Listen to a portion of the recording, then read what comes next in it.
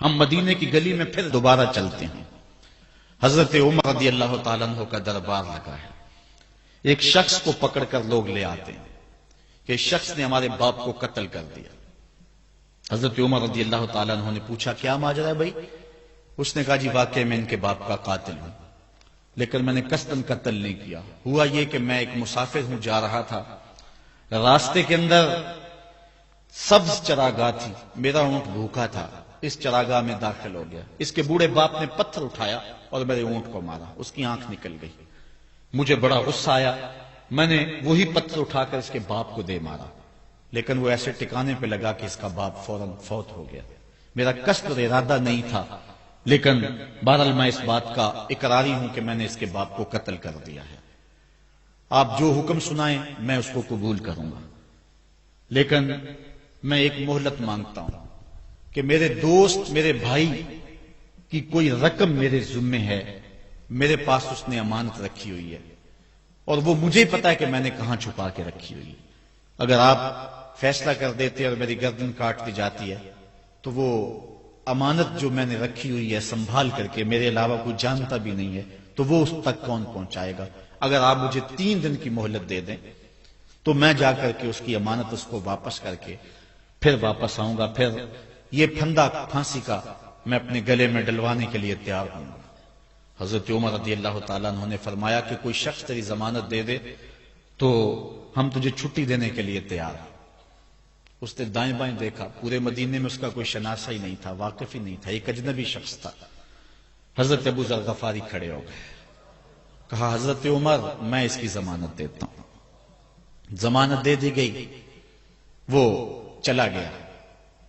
تیسرے دن وعدے کا جو وقت تھا، لوگ جمع ہو گئے، دربار لگ گئے. ابھی تک آنے والا نہیں آیا.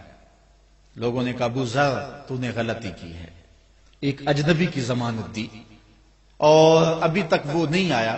اور میاں صاحب فرماتے ہیں ایک بار جو پھائیں اڑ جاندے ہو پھر کدی نہ پھنس دینے.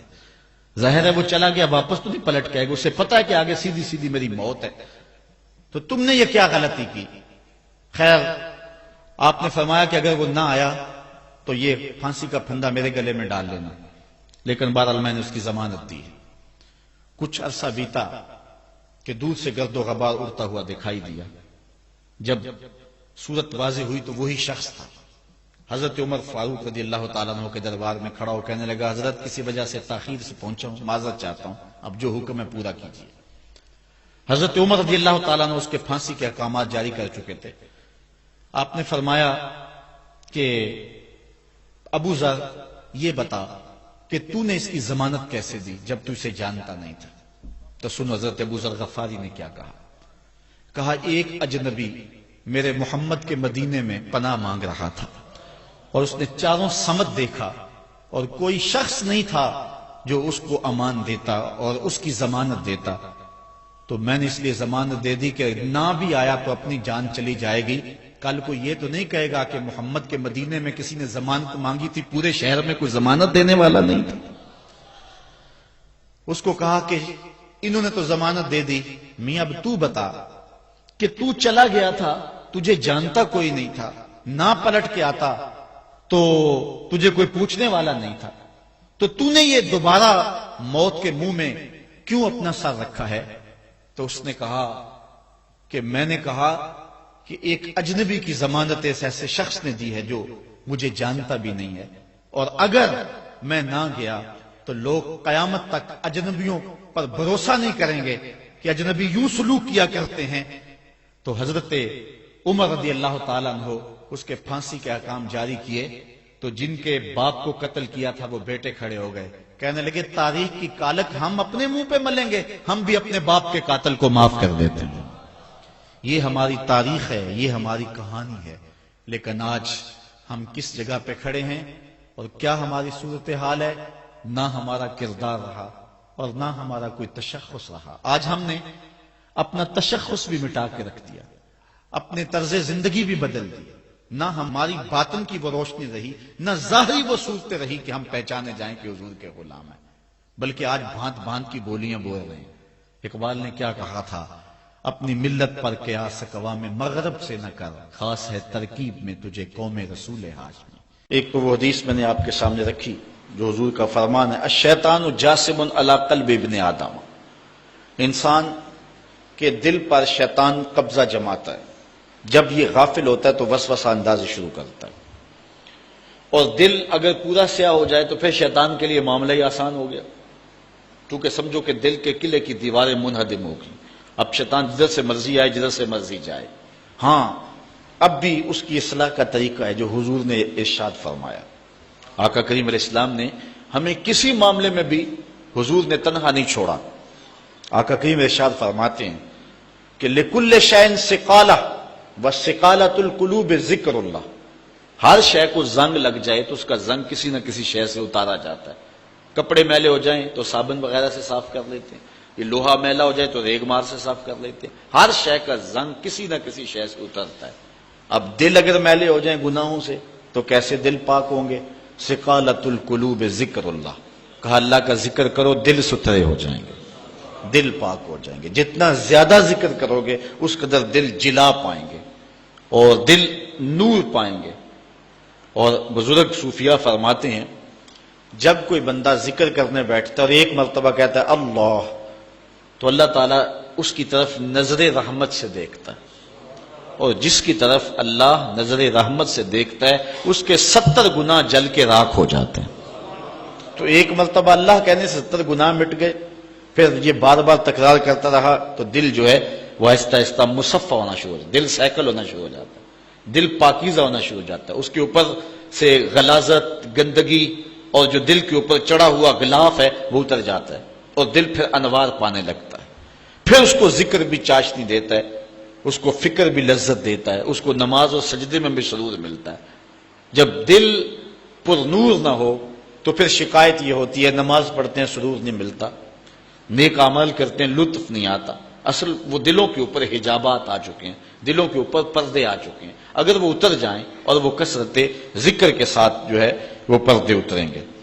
اب دل 4 طرح کے ہیں، القلوب اربع، دل 4 طرح کے ہیں۔ ایک دل قلب اجرد فیہ سراج یظہر، ایک مومن کا دل وہ بالکل ایسے ہوتا ہے جس طرح چراغ روشن ہوتا ہے، اور مومن کے پاس جو بیٹھے اللہ اس کے دل کو بھی نور کر دیتا ہے، چونکہ دلوں سے نور کی شعائیں نکلتی ہیں۔ کسی زمانے میں لوگ اس بات کو نہیں مانتے تھے جو عقل والے تھے، لیکن اس زمانے کے اندر موجودہ سائنس نے اسیری لہروں کو تسلیم کیا ہے، اور وہ کہتے ہیں کہ جو شخص نیک ہے اس کے بدن سے وہ لہریں نکلتی ہیں، اچھے اخلاق والا، اچھے کردار والا، اور دوسرے پر وہ مرتب ہوتی ہیں، اور جو بدکار ہے، برا شخص ہے، اس کے بدن سے وہ لہریں نکلتی ہیں اور دوسرے پر مرتب ہوتی ہیں۔ اور حضور علیہ السلام نے صدیوں قبل یہ بات بتائی۔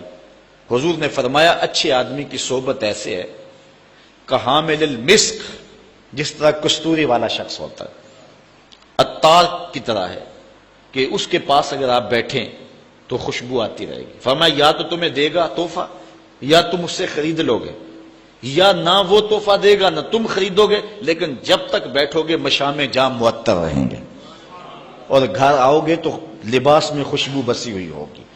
اس لیے اچھے بندے کی صحبت کو حضور نے جو ہے وہ کستوری والے عطار سے حضور نے تشبیہ دی، اور جو برا شخص ہے اس کی مثال حضور علیہ السلام نے بھٹی والے سے مثال دی کہ جو شخص بھٹی والے شخص کے پاس بیٹھے گا یا تو کچھ چنگاری اڑے گی اور اس کے جسم اور کپڑوں کو جلا دے گی، اور اگر چنگاری اڑ کے اس کے بدن کو نہ بھی جلائے تو جتنی دیر بیٹھا رہے گا اس کی بدبو، اس کا دھواں اس کے لیے پریشانی کا باعث رہے گا۔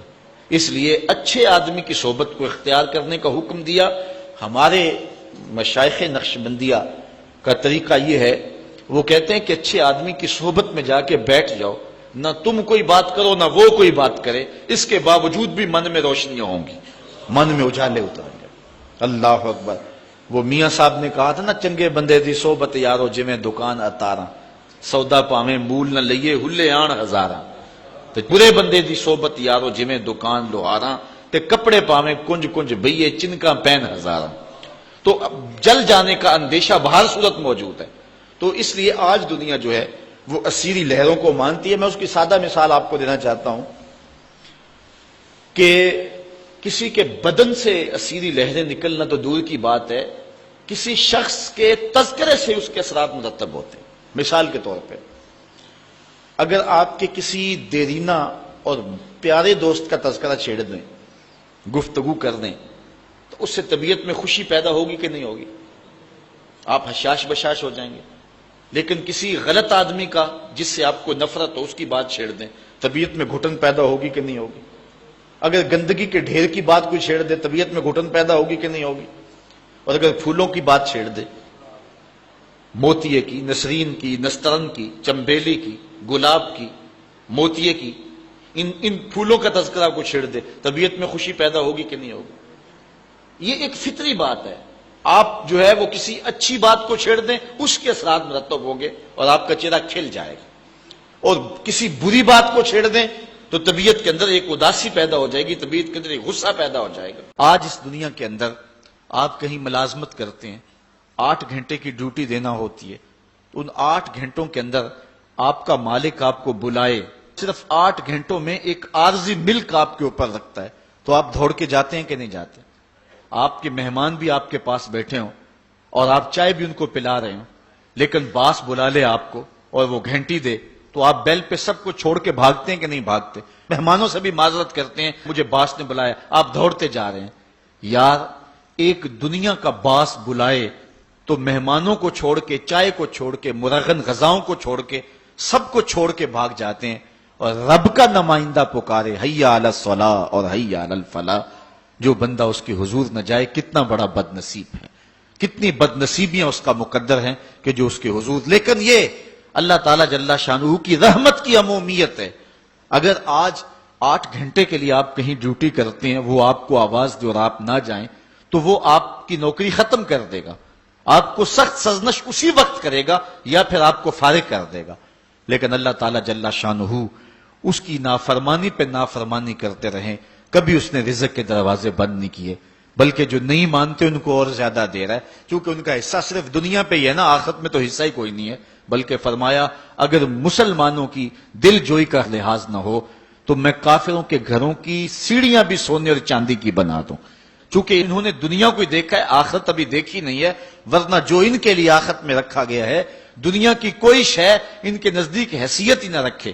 بلکہ حدیث میں آتا ہے، صاحب مشکات نے اس کو لکھا کہ دنیا کے اوپر جس کو سب سے زیادہ تکلیفیں پہنچی ہوں گی وہ جنت میں لے جایا جائے گا، اور ایک مرتبہ جنت میں جو ہے وہ داخل کر کے نکال دیا جائے گا، اور کہا جائے گا کہ بتا دنیا کے اوپر تجھے بڑی تکلیفیں پہنچی؟ وہ کہے گا یا اللہ مجھے تو کوئی تکلیف پہنچی ہی نہیں ہے، جنت کی صرف آب و ہوا سارے دکھ ختم کر دے گی۔ اور جس نے تخت و تاج پہ بیٹھ کے بھی زندگی ساری گزاری ہو، حدیث میں آتا ہے اس کو جہنم میں ایک ڈبکی لگائی جائے گی، اور پھر اس کو کہا جائے گا بتا تو دنیا کے اوپر کوئی راحت پائی ہے؟